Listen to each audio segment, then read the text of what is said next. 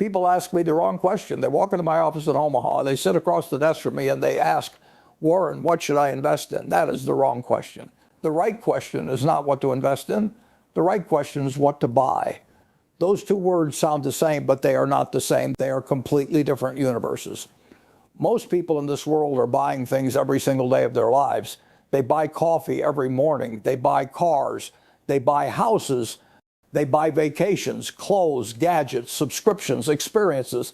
They spend every dollar they earn, and then they borrow more dollars, and they spend those too. And at the end of all that buying, they look up at the calendar and realize they are 55 years old, and they are still setting an alarm for 6 in the morning, still answering to a boss, still terrified of being let go, still one paycheck away from total collapse. All that buying, all those years, and they are still not free. Why?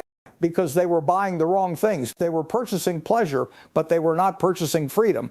They were buying comfort, but they were not buying independence. They were spending money on things that made them feel wealthy for a day, while the clock of their working life kept ticking. Today, I want to talk to you about a different kind of purchasing. I want to talk to you about the 3 things you must buy if you ever want to stop trading your hours for someone else's paycheck. These are not luxuries. They are not expensive in the conventional sense. In fact, the most important of these 3 things requires almost no money at all to begin, but they are specific.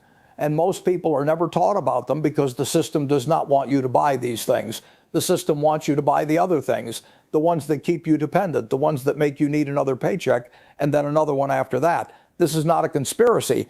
This is not a shadowy cabal pulling strings in a dark room.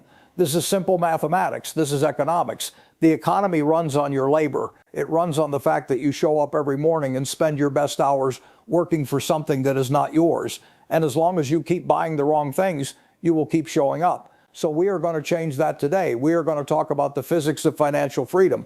We are going to talk about what it means to buy time instead of things.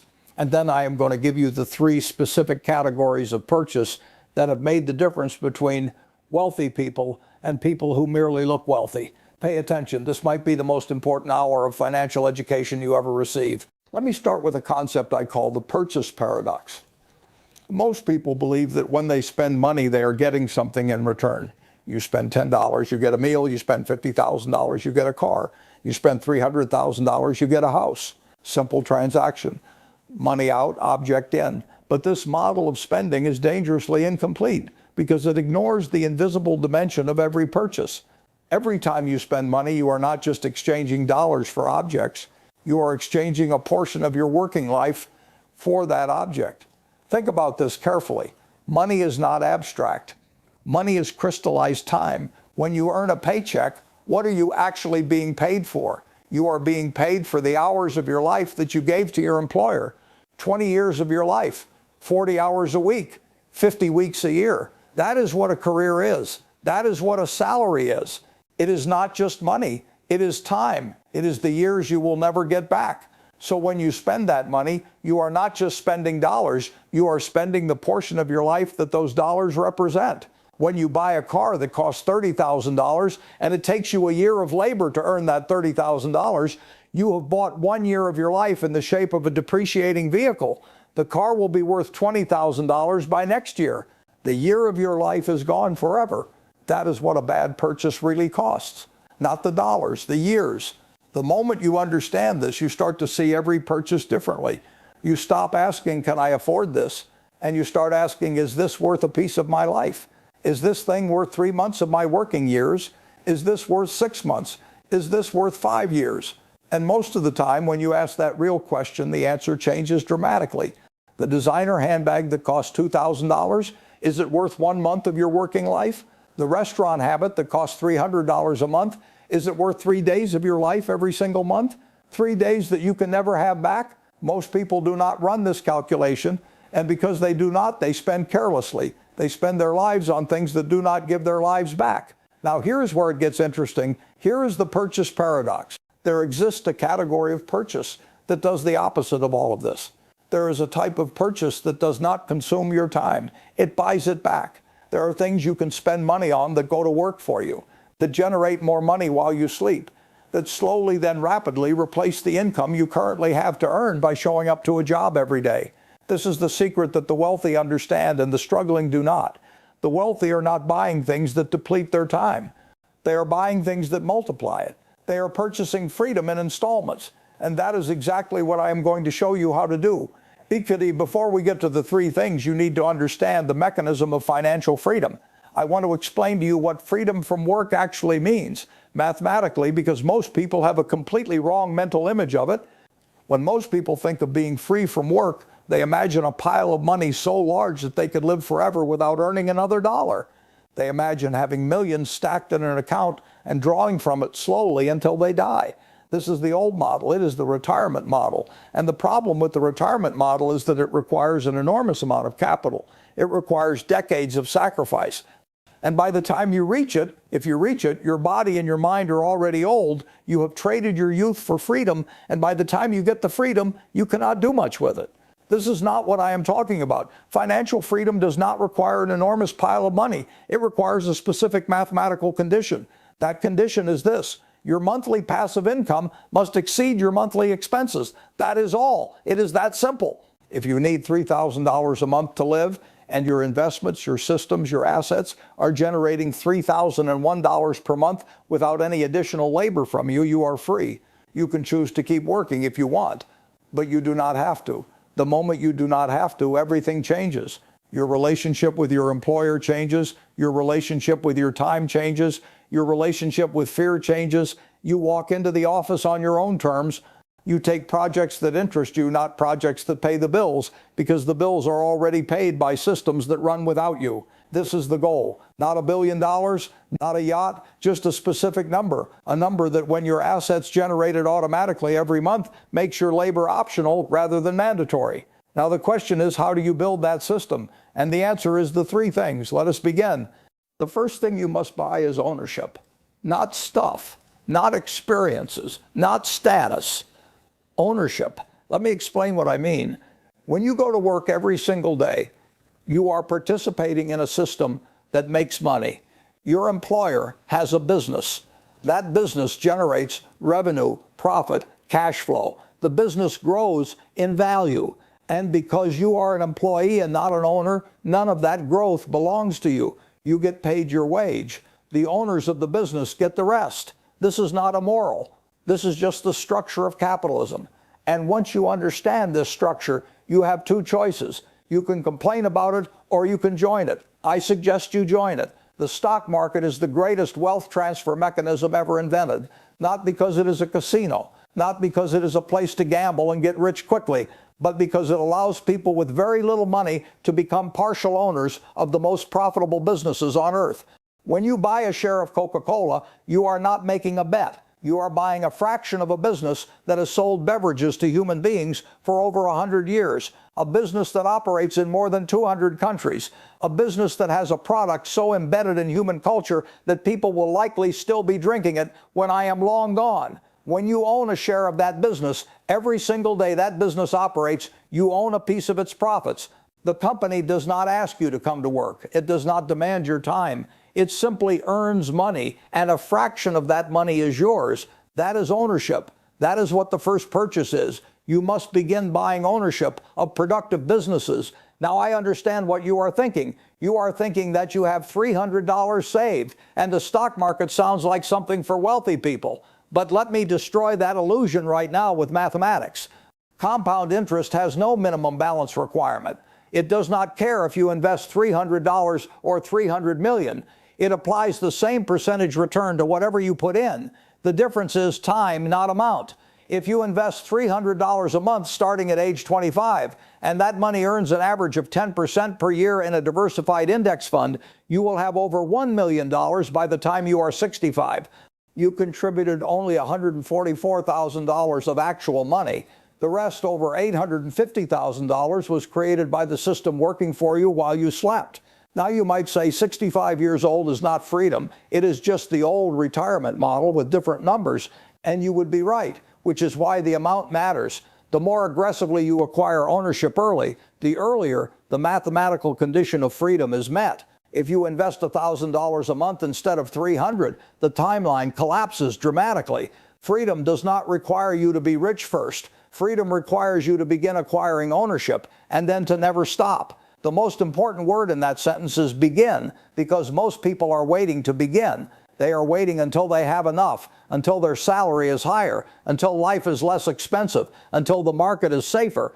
They are waiting for conditions that will never perfectly arrive. And while they wait, the compound machine that could have been working for them is idle. Time is the ingredient that cannot be recovered. You can earn more money. You can increase your income.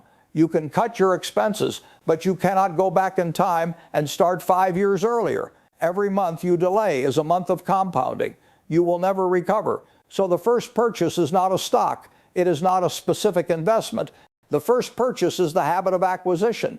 You must begin acquiring ownership in productive systems as early and as aggressively as your circumstances allow. And you must never stop regardless of what the market does, regardless of what the news says, regardless of what your friends and neighbors think.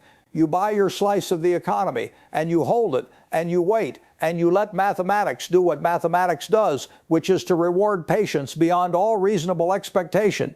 Now, there is one psychological trap that destroys most people at this stage. I call it the volatility panic. The market will go down. This is not a risk. This is a certainty.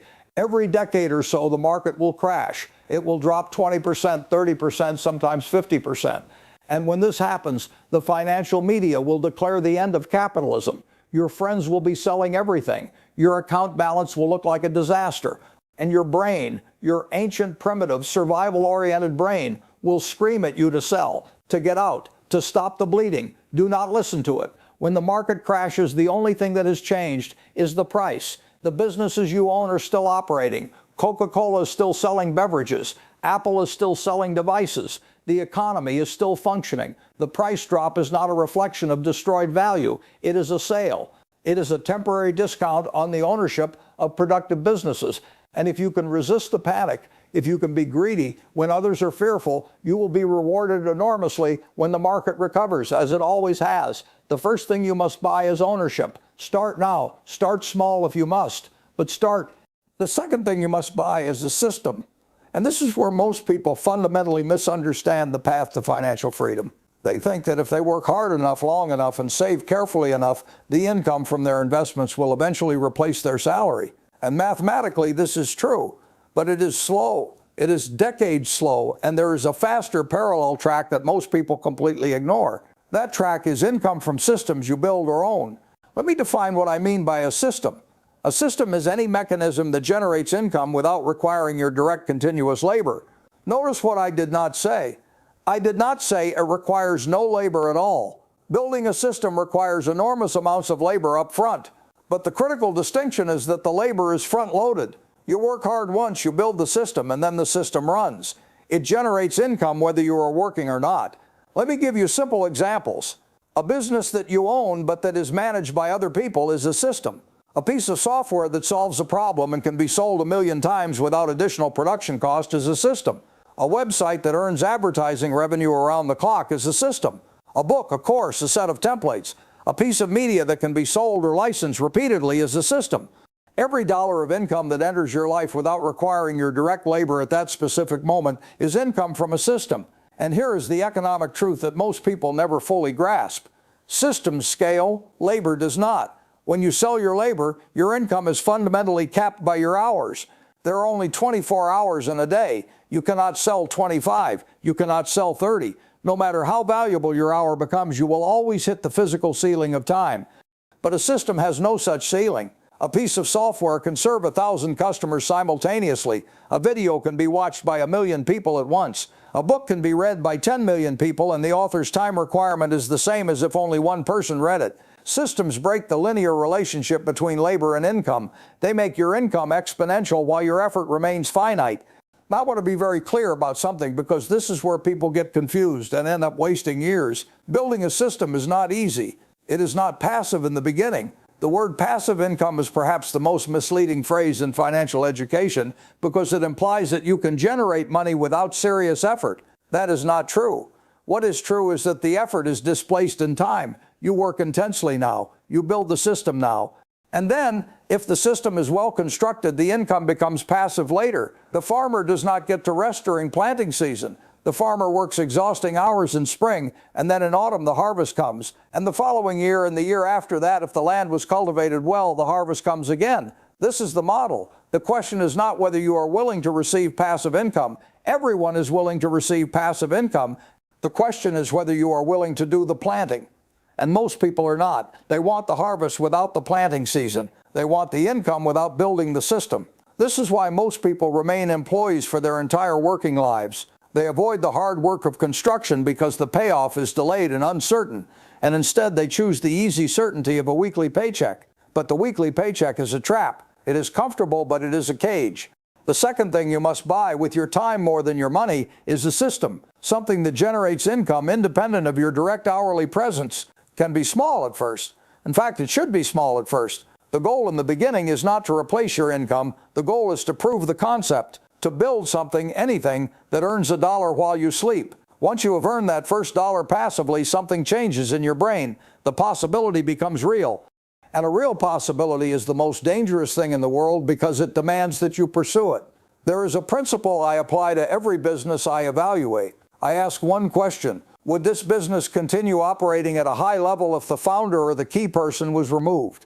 If the answer is no, it is not a business. It is a job with a business license. A true business, a true system, is one that functions without the constant intervention of any single individual. It has processes, structures, and mechanisms that keep it running. Build that. Build it even if it takes years. Build it in the hours you currently waste on entertainment and distraction. Build it while you maintain your day job. Build it on Saturday mornings and Sunday afternoons. Build it until the income from the system begins to approach the income from your employment. And on the day those two numbers cross, you will experience a shift in perspective that very few people in the world ever get to experience. You will understand what it feels like to have options. And options, the ability to choose your next move without financial terror, are the truest form of wealth.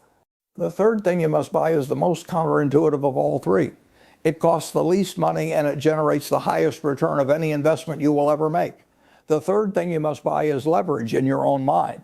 Let me explain. There is a mathematical relationship between your knowledge and your income that most people never consciously examine. When you enter the workforce with a general education and no specialized knowledge, you are a commodity. And commodities, by the laws of supply and demand, are paid at commodity prices. When there are millions of people who can do what you do, the price for what you do is low. This is not unfair. It is economics. The market prices things according to their scarcity. What is abundant is cheap. What is rare is expensive. This means that your income is determined not primarily by how hard you work, but by how rare your capability is. A man who can dig a hole with a shovel earns $8 an hour because there are 10 million men who can dig holes with shovels. A man who can perform brain surgery earns thousands of dollars an hour because there are very few people who can do that. The difference is not effort. The surgeon may actually work fewer physical hours than the laborer. The difference is the rarity of the skill. Now here's where it gets interesting for our purposes. The most highly compensated capabilities in the modern economy are not the most technically complex. They are not the most physically demanding. The most highly compensated capabilities are the ones that combine different skills in ways that create disproportionate value. I am not the best stock analyst in the world. There are people with more sophisticated models, faster computers, and more advanced mathematics than I have ever used. What I am is someone who deeply understands business economics, who can think clearly about the long term when others cannot, who can communicate ideas with enough clarity and conviction to attract capital, and who can make decisions under uncertainty without being paralyzed by fear. No single one of those capabilities is extraordinary in isolation, but in combination they create something that is genuinely rare, and rare things command rare prices. Your investment in knowledge is not just an investment in information, it is an investment in leverage. When you deeply understand something that other people do not understand, you can identify opportunities that are invisible to everyone else. You can make decisions with more confidence. You can command prices for your services that reflect the rarity of your understanding rather than the commodity price of your labor. And unlike physical assets, knowledge cannot be taken from you. You cannot be taxed on it. It does not depreciate. It does not require maintenance fees or insurance. It compounds silently and invisibly, and at some point, the accumulation of knowledge reaches a threshold where it begins to generate income and opportunity in a way that appears effortless to outsiders. This is what I mean by buying leverage in your own mind. I am not talking about reading self-help books that make you feel good for an afternoon.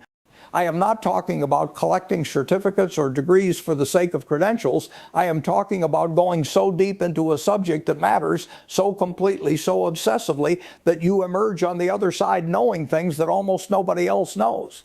I spent years doing almost nothing but reading financial reports, annual reports, proxy statements, balance sheets, historical price data, economic histories. I read 500 pages a day, and I still do. Most people find this unthinkable. They say they do not have time to read. But let me tell you what reading gives you. Every page you read is a loan from someone who spent decades accumulating experience. When you read the biography of a great investor, you are downloading decades of hard-earned understanding in a matter of hours. You are borrowing the most expensive lessons someone else ever paid for. Time in the marketplace, mistakes, wrong bets, missed opportunities, recovered disasters. All of that experience, all of that wisdom transferred to you for the price of a book and a few hours of attention. There is no investment anywhere in the world with a better return per dollar. But knowledge alone is not leverage. Knowledge must be combined with communication to become leverage. I want to talk about this specifically because I believe it is the most undervalued skill in the world of financial independence. When I was young, I was terrified of public speaking, genuinely terrified. I would become physically sick at the prospect of standing in front of a group of people and presenting an idea. I recognized early that this was a problem because no matter how good my ideas were, if I could not communicate them clearly and persuasively, I could not attract partners, could not attract capital, could not persuade businesses to sell to me at fair prices, and could not build the relationships that compound over a lifetime into enormous networks of trust and opportunity. So I took a public speaking course. I practiced relentlessly until the skill became natural. And I will tell you something. That investment in the ability to communicate, more than any stock I ever bought, more than any company I ever acquired, has been the single greatest contributor to my ability to compound wealth. If you can write clearly, if you can speak persuasively, if you can explain complex ideas in simple language, you can do things that most highly intelligent people cannot do. You can raise capital, you can lead teams, you can sell ideas. You can build trust across enormous distances. Every great business transaction I have ever been involved in began with communication, not analysis, not models, communication. Two people talking, one of whom was able to express their thinking clearly enough that the other person wanted to be involved. The ability to communicate is leverage on every other skill you possess. Without it, your intelligence stays inside your head where it cannot create value for anyone, including yourself. So when I say buy leverage in your own mind, this is what I mean. Buy deep, specialized knowledge in a domain that creates genuine value. Buy the ability to communicate that knowledge with clarity and persuasion, and buy the judgment to know where and when to apply what you know, which is the rarest form of intelligence of all. This is not a fast investment. It is not a purchase you make once and then forget about. It is a lifetime project. But it is also a project that begins paying dividends almost immediately and that never stops compounding for the rest of your life. Now, I want to bring all three of these purchases together because understanding them individually is not enough. You have to understand how they work together because together they create something that none of them can create alone. Here is the model I want you to hold in your mind. Think of your financial life as an engine. At the moment, most of you are running on a single cylinder. That cylinder is your labor, your job, the income that requires your hourly presence. One cylinder works, but it is inefficient. It is fragile. If that one cylinder breaks down, the engine stops. The machine of your financial life seizes. Now imagine adding a second cylinder. That is the ownership you have been quietly accumulating. Every share of stock, every unit of an index fund, every fractional piece of a productive business that you own and that earns money independently of your effort. This second cylinder does not run very loudly at first. In the beginning, you barely notice it, but it never stops running. Day and night, weekday and weekend, while you sleep and while you are sick, it keeps turning. And as the years pass, the second cylinder gets larger. The returns compound. The dividends reinvest. The positions grow. And slowly, almost imperceptibly at first, the noise from the second cylinder begins to approach the noise of the first. Then imagine the third cylinder. That is your system. The business, the digital product, the scalable income mechanism that you built with front-loaded labor and that now runs with minimal ongoing intervention. This cylinder can grow faster than ownership because it is not limited by the starting capital you can deploy. A well-built system can generate income that far exceeds what any reasonable investment portfolio could generate from the savings of a middle-income worker. The system cylinder can grow exponentially if the underlying idea is sound and the market is large. And now the fourth cylinder, which is the leverage of knowledge and communication, this one is different from the others. It does not generate income directly. What it does is it amplifies everything else. Deep specialized knowledge makes your ownership decisions better. It helps you identify the best businesses to own and to avoid the catastrophic mistakes that wipe out decades of compounding in a single bad year. Your knowledge makes your systems more valuable because systems built on genuine expertise are harder to copy and command higher prices than systems built on generic information. Your communication skills attract partners, capital, and opportunities that would otherwise flow to someone else. The fourth cylinder does not replace the others. It makes all of them run faster. When all four cylinders are running together, you have an engine of a completely different order of magnitude from the single-cylinder machine that most people run their entire lives. And the most beautiful part of this is that you do not have to build all four simultaneously. You build them sequentially. You begin with ownership because it requires the least time and can start with the smallest amounts of money. You begin quietly acquiring small pieces of productive businesses, and you keep adding to those positions without interruption.